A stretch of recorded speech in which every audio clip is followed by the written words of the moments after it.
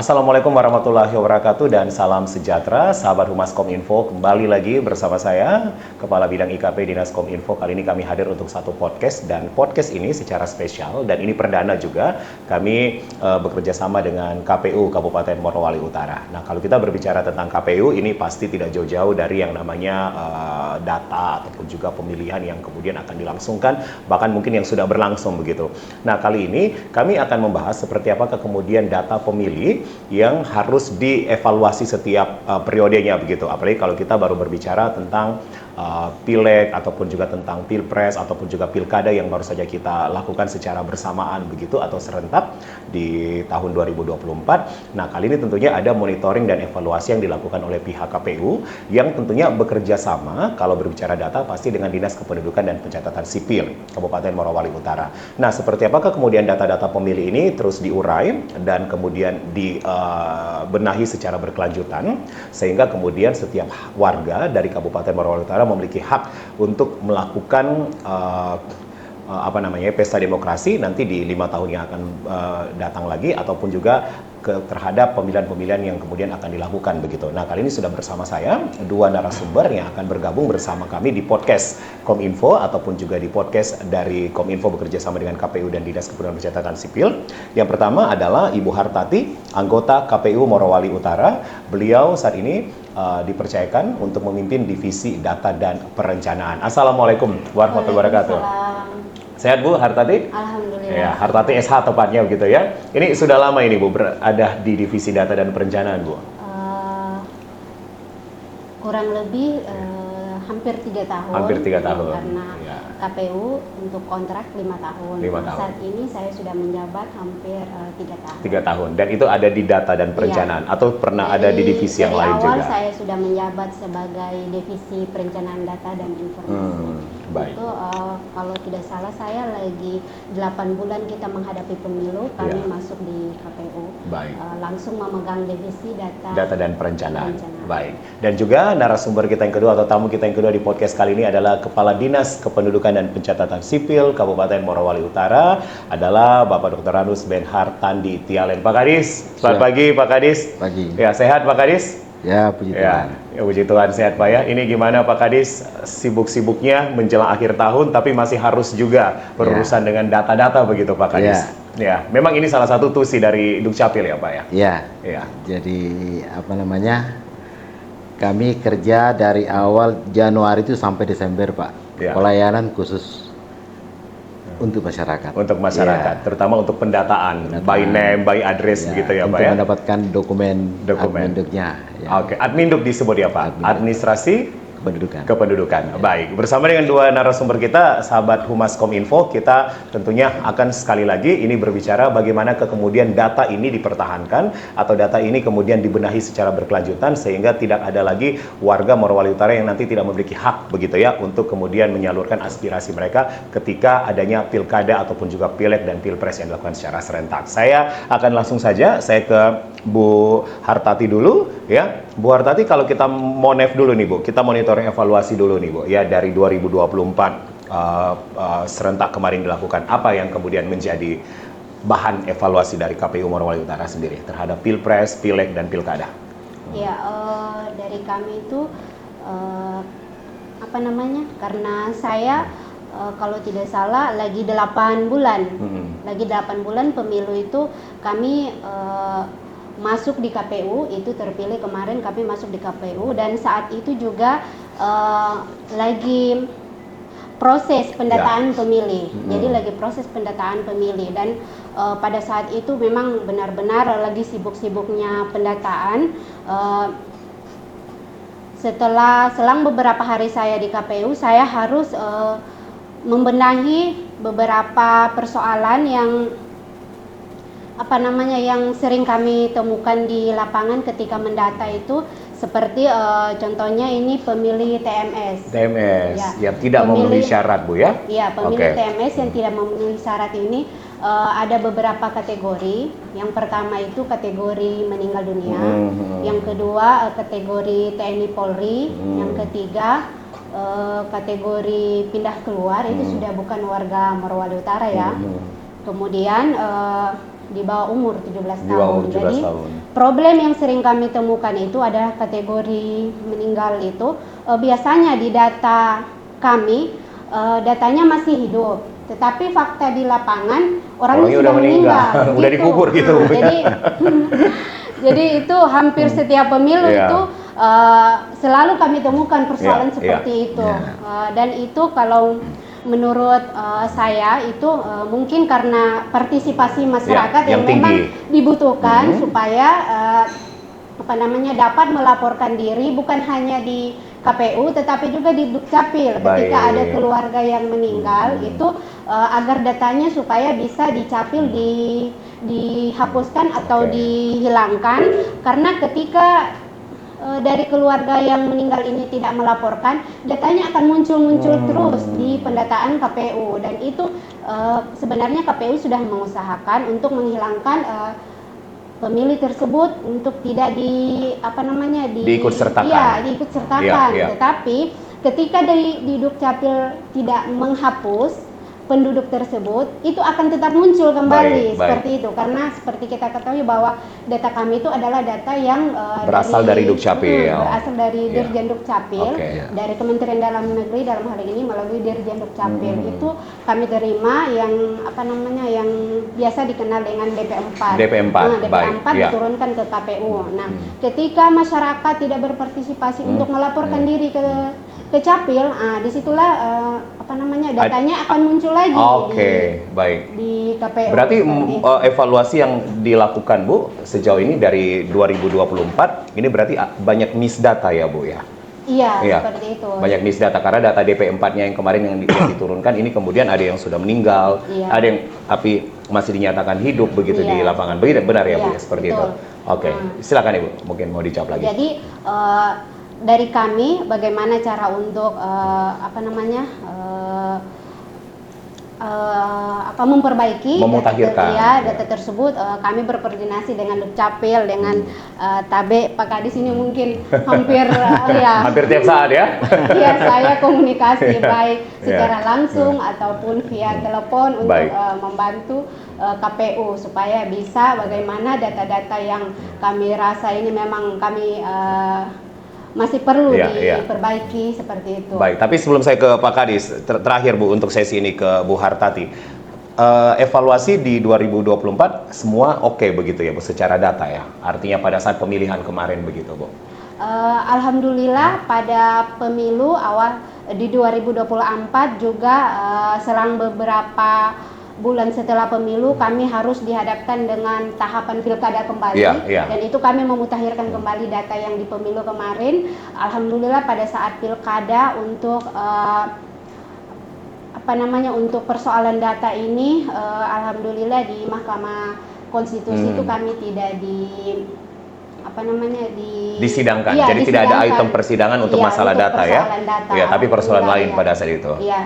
Karena di data kami, insya Allah dari tahun 2024 itu sampai saat ini, insya Allah akan tetap kami perbaiki terus dengan berkoordinasi dengan Dukcapil. Baik, terima kasih Ibu Hartati. Nanti akan banyak sekali pertanyaan lagi Bu ya. Saya ke Pak Kadis sekali lagi.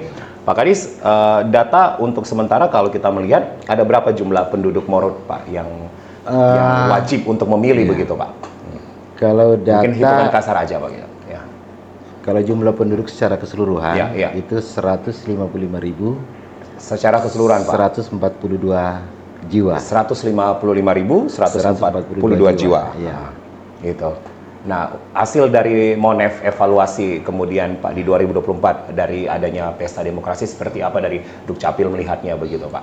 Iya.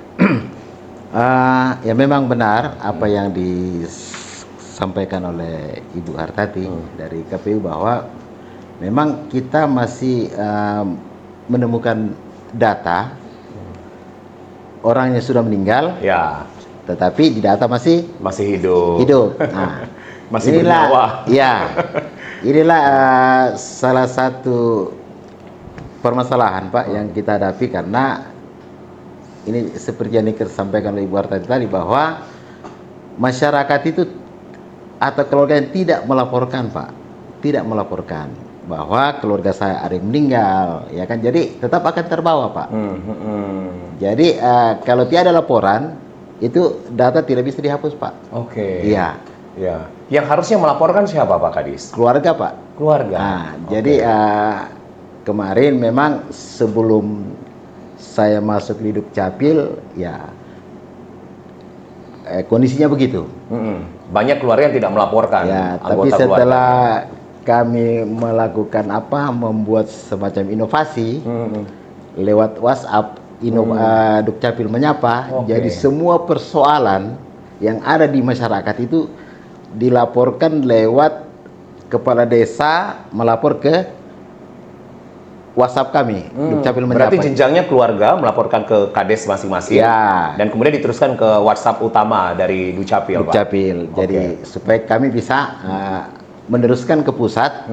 Karena itu kami tidak bisa menghapus juga, Pak, kalau kami harus melaporkan lagi ke pusat. Nah, dari pusat akan turunkan itu setelah permohonan kami ke sana. Nah, itu kan disebut dengan data DP4, Pak, ya?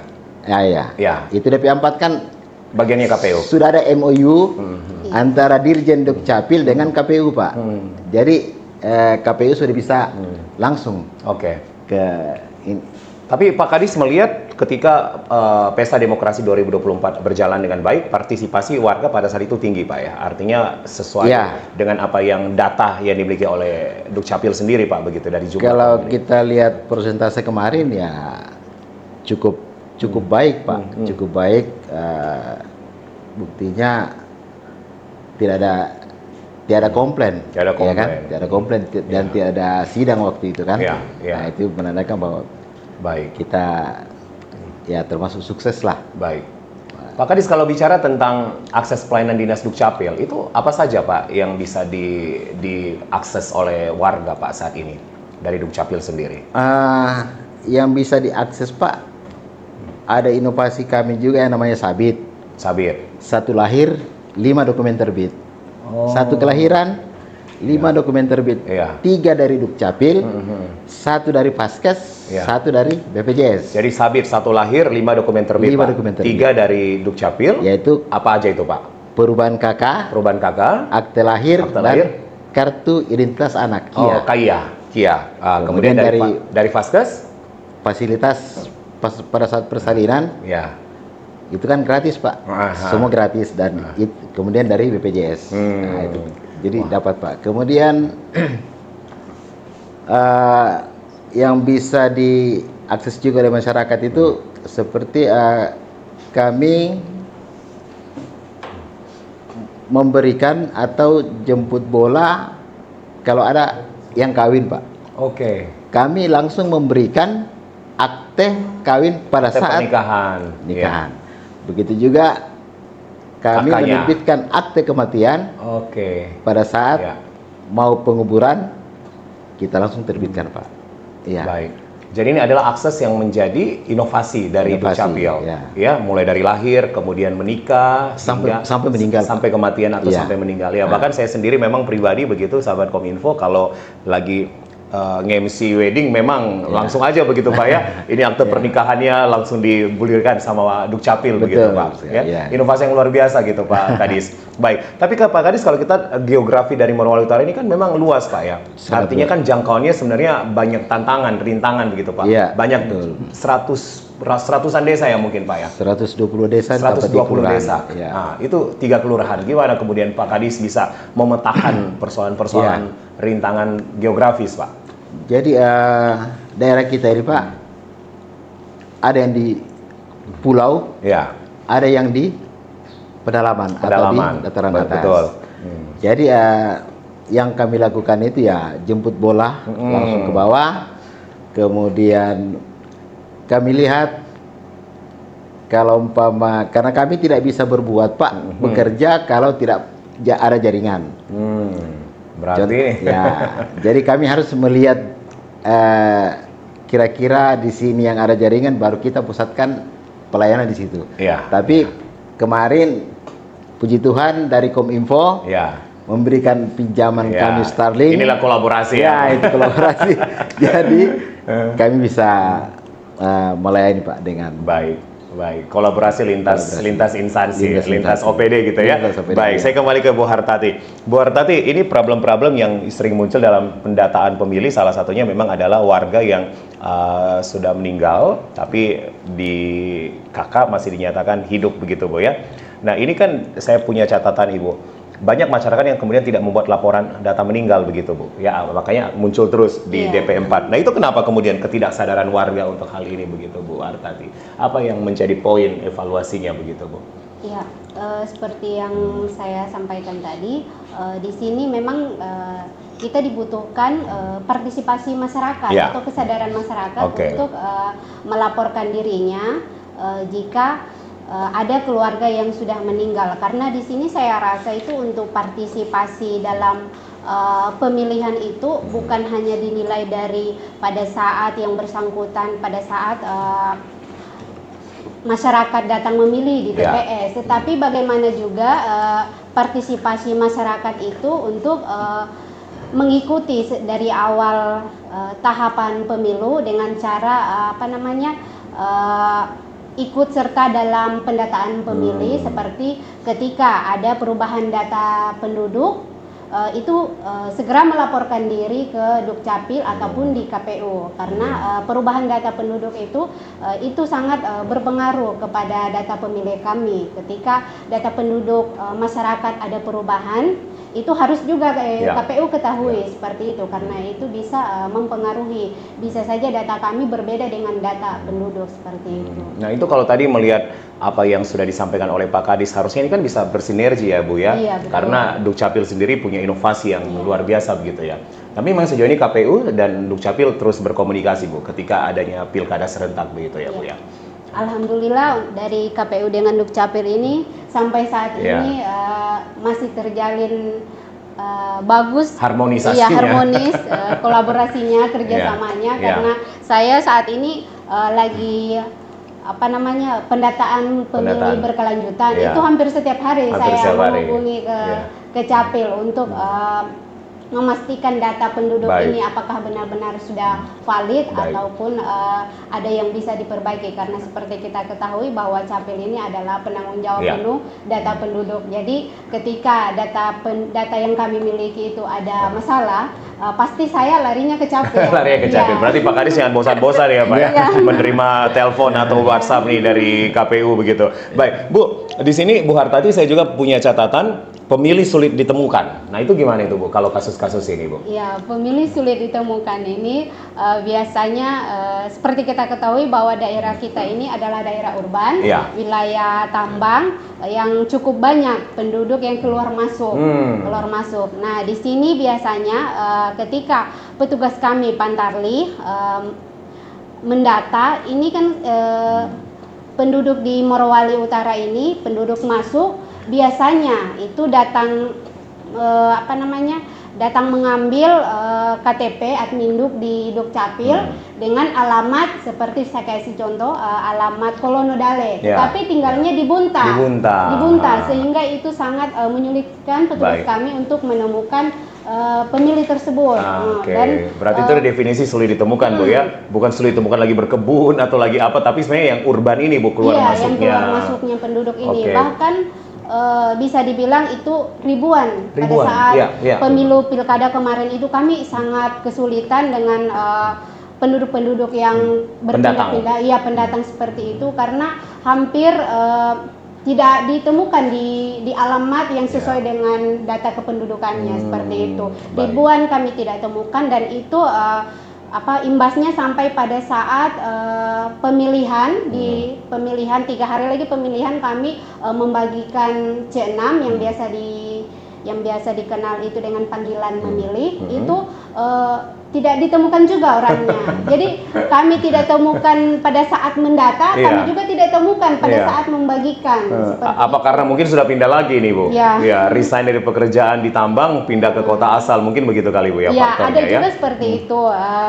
karena mungkin sudah selesai kontrak, Kontrak, atau apa, jadi ya. sudah berpindah lagi, Iya, iya. Sudah kembali Baik, ke asal, sehingga baik. kami tidak menemukan Tidak. penduduknya. Oke, nanti saya akan ke sana sedikit Ibu ya, tapi saya kembali ke Pak Kadis dulu. Pak Kadis, kalau kita berbicara tentang kesadaran, kurangnya kesadaran, keterbatasan sumber daya ya dari setiap warga begitu, ini terutama tentang KTPL, elektronik, kemudian kartu keluarga, akte kelahiran, akte perkawinan. Aduh, saya takut nih kalau bilang akte perceraian ini Pak. Ini menjadi larangan sebenarnya gitu Pak. Ya, tapi dokumen-dokumen ini begitu Pak. Ada nggak kemudian masyarakat yang tidak melek begitu Pak, tidak sadar sejauh ini Pak? Dan keterbatasan apa sih yang dimiliki Pak Kadis? Betul. Jadi kami melihat masyarakat ini memandang sepele Dokumen tersebut. masalah dokumen Dokumen hidupnya ya. hidupnya. Nah, nanti pada saat mereka butuh baru datang, Baru datang. ya kan? Contoh mau urus taspen pama, baru datang urus akte kematian, kan syaratnya itu Pak. Ya, Taspen tidak akan cair kalau tidak ada akte kematian Pak. betul. Kalau mengharapkan surat keterangan dari desa itu tidak akan Ya. tidak di ACC oleh Tidak akan ada validasinya begitu ya Pak Kadis ya. Jadi ya itulah masyarakat kita. Tapi seiring berjalannya waktu ini kita sudah memasuki era digitalisasi dan semua yang akan kita lakukan, contoh mau buka rekening, mau naik haji, mau urus paspor dan lain sebagainya, semuanya kembalinya ke persyaratannya adalah Adminduk tadi. Adminduk tadi, ya, KTP, KK dan lain-lain sebagainya. Nah, itulah mulai saya lihat perkembangan masyarakat sudah mulai ini Pak. Ya, sudah mulai paham Pak Sudah Kadis. mulai paham. Mengerti. Ternyata dokumen kependudukan itu sangat penting. Nah itu. Baik. Jadi kita bukan hanya menerbitkan dokumennya Pak, tapi kita bagaimana supaya bisa menggerakkan hati masyarakat supaya bisa memiliki dokumen. Baik. Nah, ya. Nah, ini salah satu yang menjadi keterbatasan kan memang kita bicara sumber daya manusia ya tadi Pak Kadis ya. Tapi kalau kita bicara sarana prasarana tadi seperti disampaikan Pak Kadis adalah masalah jaringan. Walaupun memang sejauh ini sudah berkolaborasi bersama Kominfo begitu sehingga terbantu. Kemudian adanya mobil operasional mungkin begitu Pak ya. Kemudian juga operator siap Dinas Dukcapil begitu Pak. Ya, keterbatasan-keterbatasan ini. Nah, apa yang kemudian menjadi solusi Pak ketika hal-hal ini terjadi di lapangan Pak terkait aksesibilitas, sarana prasarana, jaringan, kemudian transportasi dan kendala di operatornya begitu Pak Kadis. Iya. Beberapa hari yang lalu, bulan kemarin, kebetulan kami dari Dukcapil kolaborasi dengan PMD, desa dengan Kominfo, itu mengadakan satu pelatihan Pak. Oke. Satu pelatihan yang betul-betul ini bukan memanjakan masyarakat Pak, tidak. Tetapi bagaimana supaya apa yang kita mau sampaikan ke masyarakat itu betul-betul tidak nyangkut di tengah jalan. Oke, tidak putus. Tidak putus. Nah, jadi sekarang dengan adanya pelatihan ini, aplikasi yang kita buat, masyarakat tidak lagi datang ke kami Pak. Baik. Di kabupaten. Baik. Tetapi perangkat desa yang mendatangi masyarakat untuk menjemput bola. Oke. Nah, kalau yang ada jaringan, oke enggak Pak. Iya, Berarti iya. aplikasi itu Iya, bisa ya. Tapi iya. ada salah satu menu yang ada di aplikasi itu jemput bola, maksudnya jemput mengambil berkas, kemudian membawa ke Baik. kecamatan. Kalau dia tidak ada jaringan. Nah, jadi itu fitur itu yang betul bisa membuat masyarakat bisa Baik. terbantu Pak dengan adanya Aplikasi. aplikasi. Baik, berarti aplikasi ini sudah di launching Pak? Sudah. Sudah dipublikasikan? Sudah. Namanya adalah Pak Kadis? Sidia Dukcapil. Sidia Dukcapil. Nah, Sidia Dukcapil ini kira-kira nanti akan berkolaborasi bersama KPU ketika ada pilkada mendatang nanti. Saya nggak tahu 2029 mungkin begitu Bu Hartati. Iya, betul. Iya, akan ada mungkin Pak sinergi ke sana begitu Pak Kadis? Itu sudah pasti Pak. Contoh yang seperti Bu Hartati katakan tadi bahwa yang tadinya umpama dia masih dinas setelah pensiun otomatis sudah diperbarui datanya. dokumennya. Oke. Begitu juga yang meninggal Pak. Baik. Itu otomatis sudah dapat. Berarti akan lebih memudahkan lebih ya. Memudahkan. Iya, baik. Saya kembali ke Bu Hartati. Bu Hartati, kalau melihat Ibu Hartati sudah mendengar aplikasi Sidia dari Dukcapil.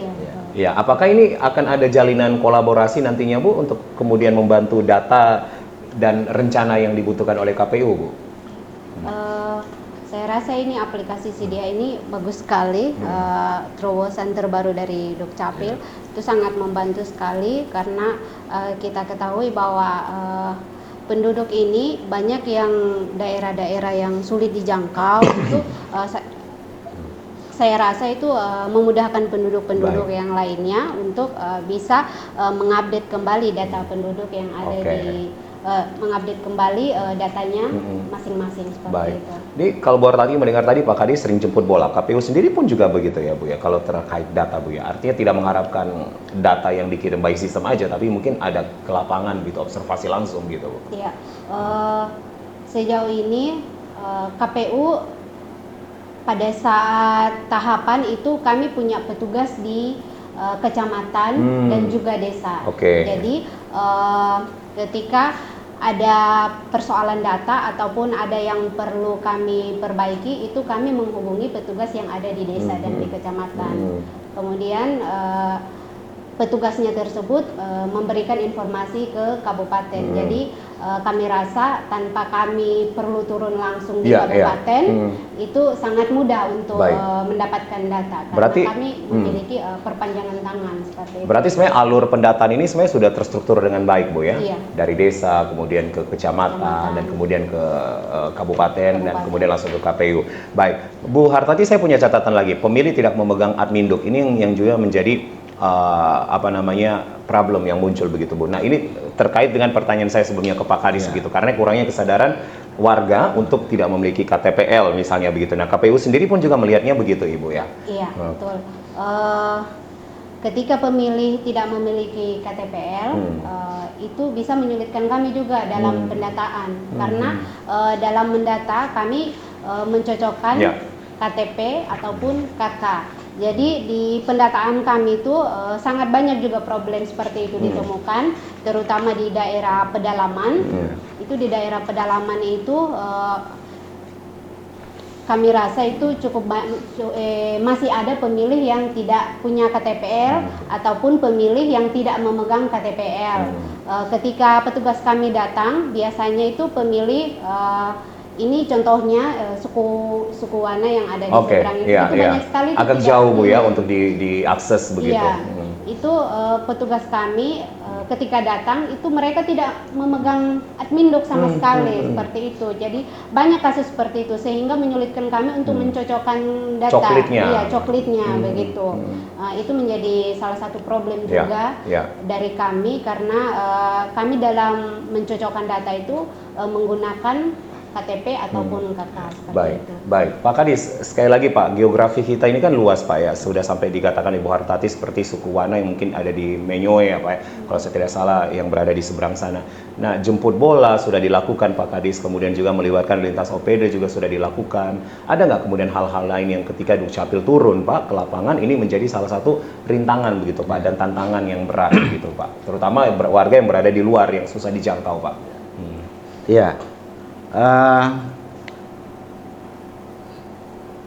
Tantangan yang kami dapatkan Pak, kalau kita kami turun pelayanan, paling sering kita dapatkan itu warga tiada tempat.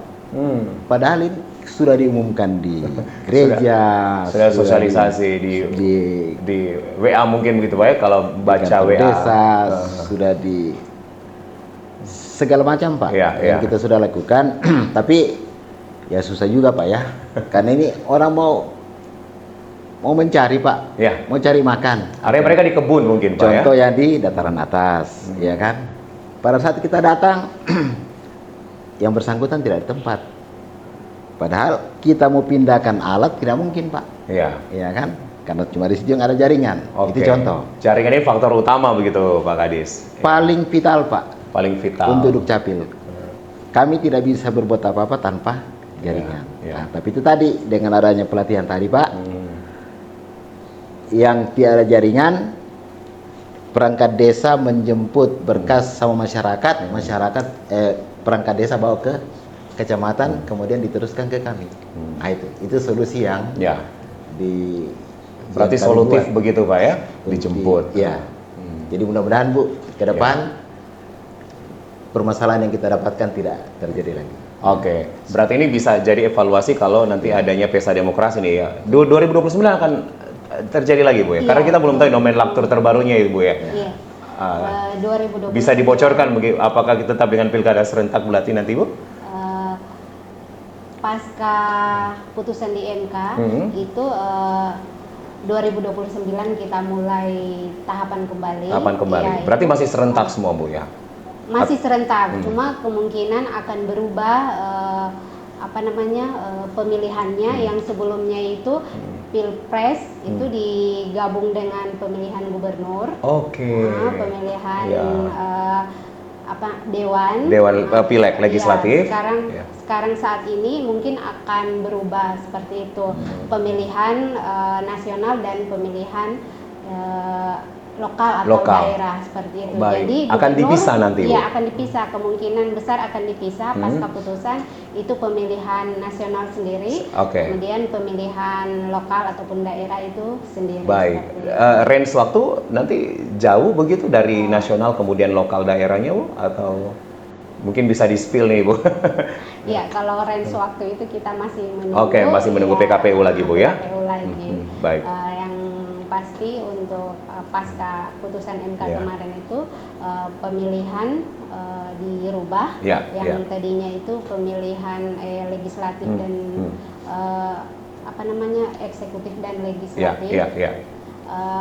Saat ini akan berubah menjadi pemilihan nasional dan lokal pemilihan lokal atau seperti daerah, itu. ya. Tetapi untuk regulasinya juga masih ada di DPR. Nanti kita menunggu saja. Oke, berarti masih belum disahkan Bu ya? Masih dibahas Iya, terus betul. mungkin ya dari Bapak Ibu yang berada di anggota DPR. Iya, Baik, betul. tapi kalau melihat dengan situasi begitu Bu, konsep seperti itu, apakah ini akan lebih memudahkan untuk pendataan Bu? Kira-kira kalau konsepnya sudah dipisah antara nasional dan lokal daerah Bu? Ya, dari pendataan sendiri ini, saya rasa ini sama saja problem-problem yang akan kita dapatkan di lapangan, karena tentunya kita mendata masyarakat yang ada di wilayah kita sendiri. Ketika pemilih lokal diterapkan, itu kita masih tetap juga akan menerima pemilih dari luar wilayah kita, misalkan ya. pemilih khususnya Sultan. Ya, Jadi ya. khususnya Sultan, jadi kita masih tetap akan menerima nantinya pemilih gubernur. Baik, Seperti itu. baik. Jadi bukan hanya pemilih bupati yang kita terima di saat pemilu, tapi pemilih gubernur juga akan kita terima. Baik, Seperti baik. itu. Oke, saya kembali ke Pak Kadis. Pak Kadis, ada istilah clearing data Pak secara rutin. Nah, Dukcapil apa yang dilakukan ketika clearing data secara rutin begitu Pak?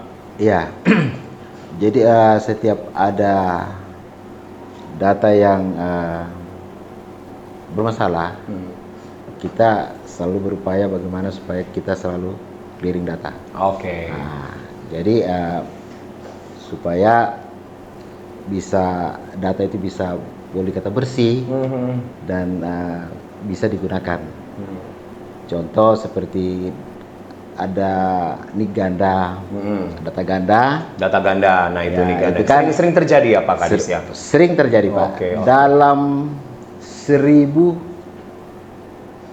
orang itu bisa terjadi satu nik dipakai 2 orang. Oh, satu nik bisa untuk dipakai Bisa 2 orang Pak ya? Ya, jadi tetapi itu kami ajukan ke pusat, Oke. ke Dirjen. Dirjen. Nah, nanti dari Dirjen yang Hmm. menghapus satu. Hmm. Oh, ternyata si A yang punya nik, si B dibuatkan nik baru. Kira-kira begitu. Baik, baik. Ya. Makanya clearing data ini harus dilakukan secara rutin. Iya, secara Oke. rutin, Pak. Baik, Bu Hartati, tadi kalau melihat geografi Morowali Utara yang memang agak sulit begitu, Bu ya. Tadi Pak Kadis sampai mengatakan ada yang sudah disosialisasikan tapi kemudian tidak datang, kemudian akan ada solusi-solusi lain lagi. Nah, ini biasanya kan jarak perjalanan, jarak tempuh selama 2 hari begitu, Bu ya. Ya. Kemudian kesulitan untuk mencari petugas coklit yang bersedia untuk mendata daerah tersebut. Nah, gimana kemudian KPU, Bu, melihat hal-hal ini dan apa yang akan menjadi terobosan solutif untuk kedepannya begitu, Bu Hartati? Iya. Memang di di wilayah kita ini seperti kita ketahui bahwa masih ada daerah yang sangat terpencil, khususnya di daerah Bungku Utara. Bungku Utara, Itu ya. ada salah satu desa yang kalau tidak salah perjalanan jalan kaki hanya bisa ditempuh berjalan kaki dan kurang lebih 2 hari. 2 hari. 2 malam. Bu Hartati sempat turun begitu juga?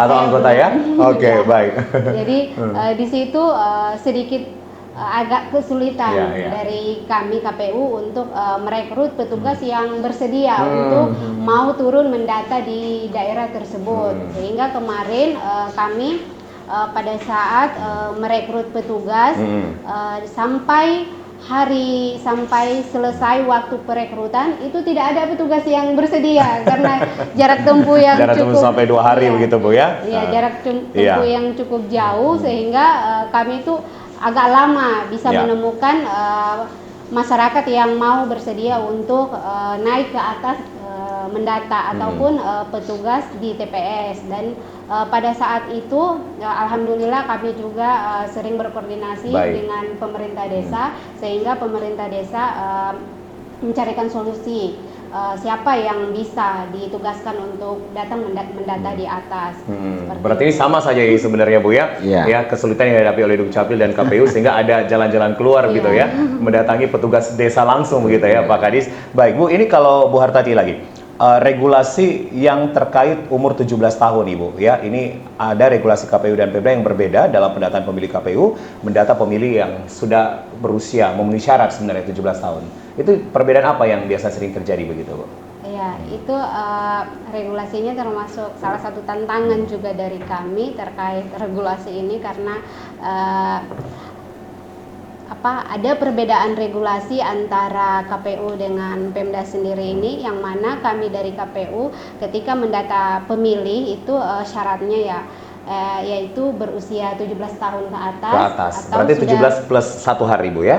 17 tahun hari itu juga. Hari itu kami juga? Oke. data, iya. Oke. Jadi 17 tahun atau sudah kawin atau pernah kawin.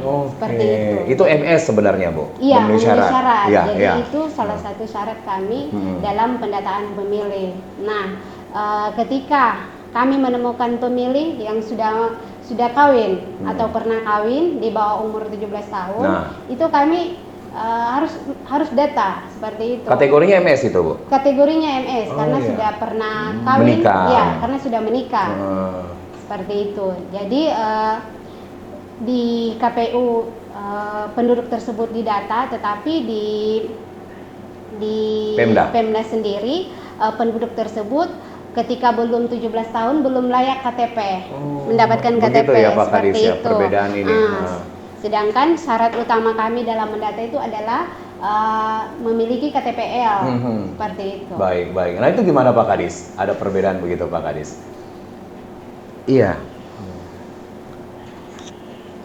Kalau yang belum kawin,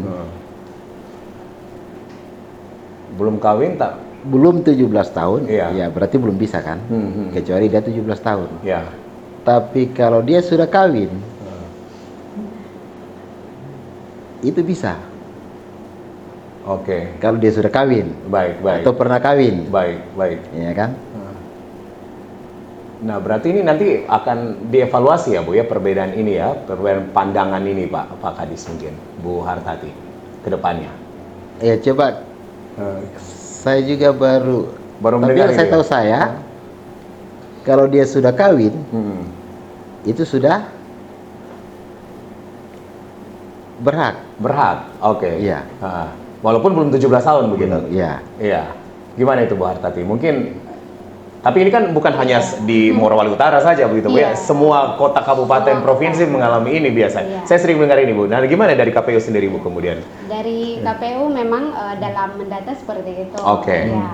Oke. Syaratnya adalah 17 tahun atau sudah kawin atau pernah kawin. Nah, terkhusus ini di daerah Morowali Utara. Iya, di daerah Morowali Utara ini kami banyak sekali temukan itu pemilih yang sudah kawin di bawah umur. Di bawah umur, ya, betul. Iya, pemilih yang sudah kawin Baik, di bawah baik. umur itu otomatis belum memegang KTP. KTPL, iya. Begitu.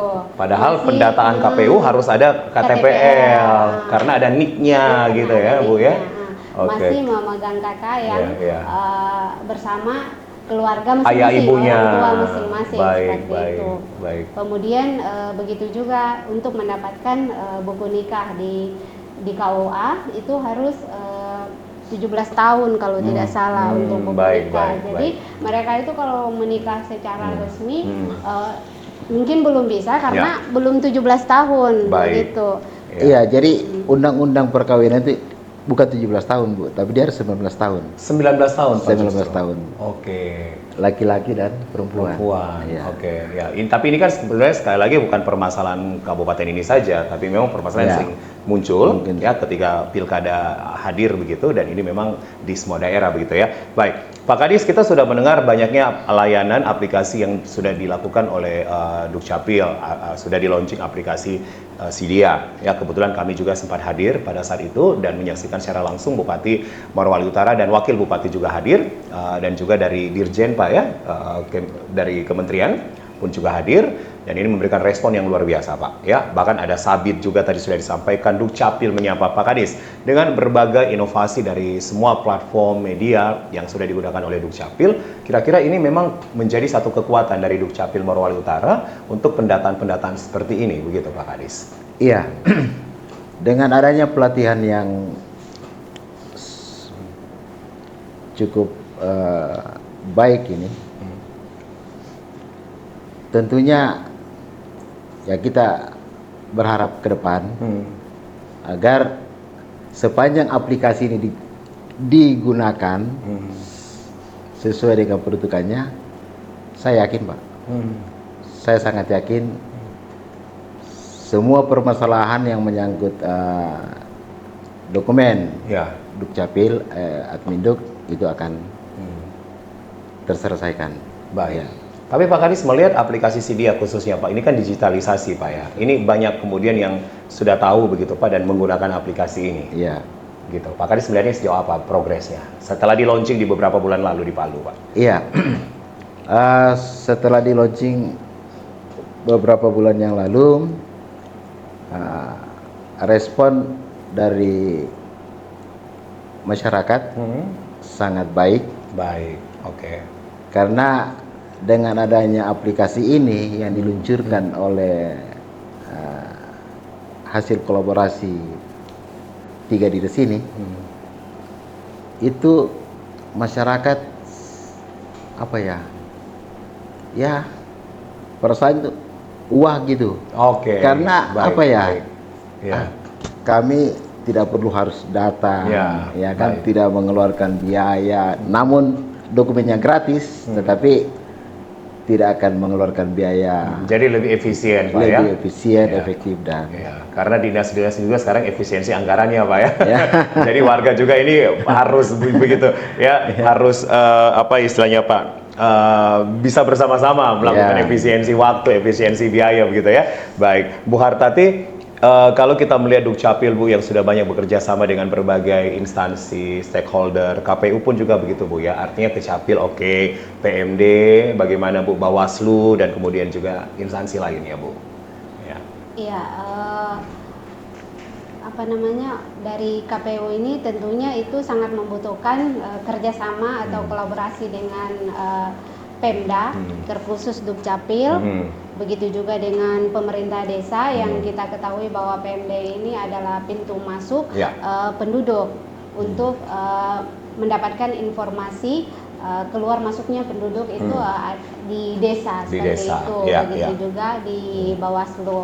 Jadi kami sangat penting untuk menjalin kerjasama, koordinasi, kolaborasi dengan pemerintah desa, Ya. karena untuk mendapatkan informasi data pemilih yang akurat itu, saya rasa itu bukan hanya melalui pendataan kami yang di lapangan, tetapi juga dengan informasi, Ya. komunikasi dengan pemerintah yang berhubungan dengan masyarakat desa itu juga sangat dibutuhkan Baik. sekali, seperti itu. Begitu juga ketika tadi Pak Kabid menyinggung persoalan data ganda, seperti itu. Di kami juga banyak sekali data Oke, ganda. oke. Jadi bukan hanya di Capil menemukan data ganda, tetapi di KPU juga data ganda yang ditemukan oleh Capil itu kami juga temukan, seperti itu. Tapi udah ada jalan keluar ya Bu ya, Ya, ketika ada data karena ganda Bu ya? data Ya. ganda ini adalah data yang satu kesatuan, saya rasa Iya, penduduknya ketika penduduknya ganda di Dukcapil, nih penduduk ganda di Dukcapil, di KPU juga menemukan nik Baik. ganda yang seperti Baik, itu, baik. karena kita ketahui bahwa data kami adalah data Ya, dari Capil. Dari Capil. Nah, Baik. ketika kami mendapatkan data ganda seperti itu, solusinya kami adalah koordinasi ke Capil. Ke Capil, lagi-lagi Capil ini Iya, ya. lagi-lagi Capil. Garda terakhirnya Capil. Baik, siap Bu Artati. Ya. Dan kami menemukan data ganda seperti Iya, iya. itu, biasanya kami cari jalan keluar di Capil mencari Iya. Histori. Ini apa penyebabnya sampai ganda seperti itu. Baik. Tapi sejauh ini selalu akan ada jalan keluar untuk Selalu data. Ada solusi, Pak. alhamdulillah. Baik, baik. Iya. Ya. Kalau tidak salah saya biasanya itu penduduk seperti itu penduduk yang datang ambil adminduk di Ya. Morowali Utara. Ya. Setelah selesai seperti pekerja yang datang, Iya, pekerja iya. yang datang mengambil adminduk di Morowali Utara, setelah selesai kontrak kembali lagi, Iya. dan adminduknya tidak diperbaharui. Tidak dibawa lagi. Jadi masih tertinggal di sini, Bu. Masih tertinggal di sini, sehingga Oke. itu datanya masih ada di Morowali Utara. Kemudian KPU di Kota, tempat asalnya, kabupaten kota lain. ya, di kota lain Baik. mendapatkan juga penduduknya yang seperti itu, sehingga Oke. biasanya solusi kami selain berkomunikasi dengan Dukcapil, kami juga komunikasi dengan KPU lainnya, KPU Baik. yang ada data Baik. ganda seperti itu. Baik. Kami jalin komunikasi, ini orangnya di mana sebenarnya begitu. Jadi kalau Oke. memang ini orangnya di desa, di kabupaten lain, mungkin bisa difaktualkan. Oke. Nah, Siap. difaktualkan, Baik, dicari informasi Ya. apakah yang bersangkutan ini memang benar sudah pindah, Baik, seperti itu. baik. Tapi saya terakhir ke Bu Hartati, tingkat partisipasi warga Morowali Utara pada saat 2024 tinggi Bu ya, di angka berapa kita pada saat itu Bu? 70%, 76 ya? 80. Tingkat partisipasi untuk pemilu itu di 70-an. 70% Bu ya? Kalau saya 70-an persen. Itu alhamdulillah lumayan, Ya. karena kalau bisa kita kita pikirkan kembali daerah kita ini daerah urban yang keluar masuk, saya rasa itu sulit sekali untuk bisa mengumpulkan Mencapai masyarakat angka yang tinggi yang mau begitu. ikut berpartisipasi Iya, iya. dalam pemilihan. Jadi Oke. kesulitannya kita mencari memberikan informasi ke masyarakat ini. Mari kita berpartisipasi begitu, dan alhamdulillah di pemilu kemarin itu partisipasi masyarakat Tinggi. Baik. Lumayan ya, Di angka seperti 70. itu. Baik, yang terakhir Bapak Ibu, saya punya waktu terbatas, tapi saya bisa kasih waktu 1 menit yang menjadi penguatan closing statement dari masing-masing Dukcapil dan KPU. Pak Kadis dulu, Pak. Silakan Pak Kadis. Tentang data ini, Pak, apa yang menjadi ajakan untuk warga? Iya. Melalui kesempatan ini kami menghimbau kepada semua masyarakat yang ada di Kabupaten Morowali Utara, lengkapilah administrasi atau dokumen Anda agar apa yang Anda butuhkan atau yang akan dilakukan itu tidak akan mendapat permasalahan. Baik. Ya. Lengkapi sehingga tidak ada permasalahan yang terjadi. Baik. Bu Hartati, mewakili KPU, silakan dari Divisi Data dan Perencanaan apa yang menjadi penguatan kepada warga masyarakat Morowali Utara sehingga data-data ini terus diperbarui dan diakses berkelanjutan. Ya, dari kami KPU untuk masyarakat Morowali Utara, mari kita sama-sama berpartisipasi dalam mensukseskan pemilu dan pilkada ini karena partisipasi masyarakat itu sangat dibutuhkan dalam kesuksesan pilkada, pemilu dan pilkada. Partisipasi bukan hanya diukur pada saat kita datang ke TPS, tetapi bagaimana juga kita melakukan memantau setiap apa saja tahapan, yang dilakukan, tahapan apa saja yang dilakukan KPU, mulai dari pendataan ataupun membagikan informasi-informasi terkait tahapan-tahapan pemilu pilkada. Kemudian ketika ada data penduduk, ada perubahan data penduduk, ayo sama-sama laporkan ke Dukcapil ataupun ke KPU karena bukan hanya Dukcapil yang memerlukan informasi perubahan data penduduk, tetapi KPU juga. Bersinergi bersama Bu ya. KPU juga membutuhkan informasi jika ada perubahan data penduduk. Kemudian dari Dukcapil kami ucapkan terima kasih Pak Kadis karena selama ini sudah bersedia bekerja sama dengan baik dengan KPU. Bahkan pada saat pilkada kemarin Dukcapil masih melakukan perekaman di hari H kalau tidak salah ya Pak Kadis untuk membantu kegiatan pilkada yang dilakukan oleh KPU. Semoga kerjasama ini sampai tidak putus-putus. Baik, terima kasih. Kita kasih tepuk tangan dulu dong. Ini krunya banyak ini Bu ya. Ada ribuan kru yang nonton ini Pak.